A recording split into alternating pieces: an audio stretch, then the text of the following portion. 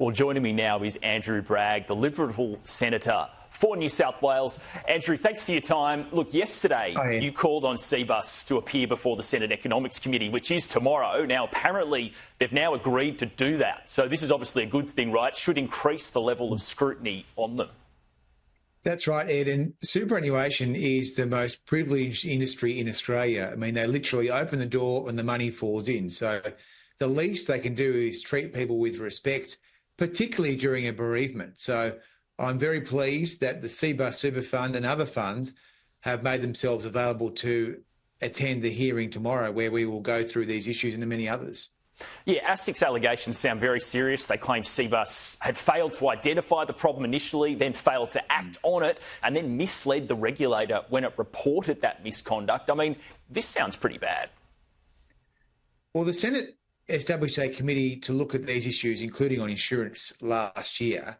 And so I'm not surprised that the regulator has taken action. I've asked ASIC about this at Senate estimates on a number of occasions.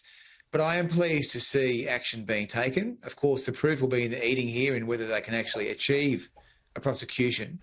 But for the time being, Cbus and the other funds are on notice that they have to do the right thing by the consumer, because I think so often it is the case that they are only really interested in working hard for their union friends rather than for the actual workers themselves.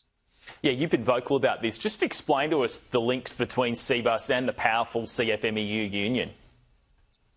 Well, the CFMEU has been put into administration by the Parliament itself, but the CFMEU continues to own 3 board seats on the Cbus fund and 21% of the fund overall in terms of the shares.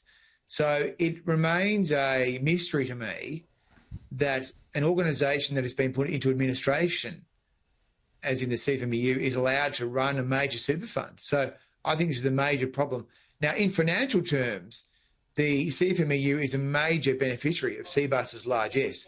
Millions and millions of dollars a year are given away by Cbus to the CFMEU. So it absolutely stinks.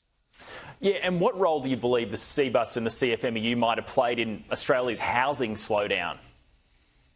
Well, I think the major issue here is that the CFMEU, because of their extraordinary building tactics, extraordinarily bad building tactics, have added a 30% premium onto the building of apartments, particularly on the East Coast.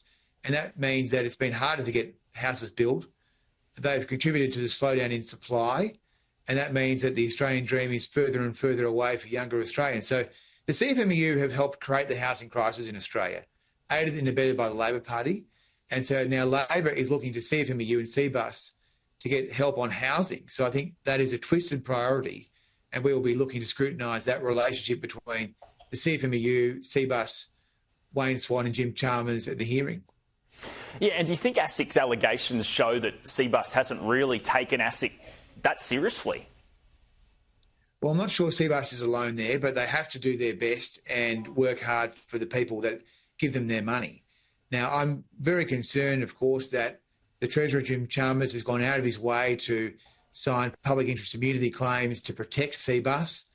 I think that Cbus should be allowed to do business as a regulated fund, but it shouldn't be getting special favours from the Treasurer. And that seems to be the case. Maybe it has something to do with the relationship between Mr Chalmers and Mr Swan, who is the chair of the Cbus fund, but also the president of the Labor Party. Yeah, and this dragging out of these death benefit payments, do you think it's just isolated to Cbus, or is it more widespread across other funds in the sector? Oh, it's very clear that the super funds are wanting to hang on to the money for as long as possible, even during a bereavement. Some people have been asked to put forward 2 death certificates at the most difficult time of their lives. So these have been callous actions, and I'm pleased that the regulator is taking action, because it's just not good enough. And frankly, the super funds, as I said, they open the door, the money falls in, and the insurers are part of this whole ecosystem. So they've got to do the right thing by the consumers who are paying these premiums. If someone has passed away, they should be paid very quickly.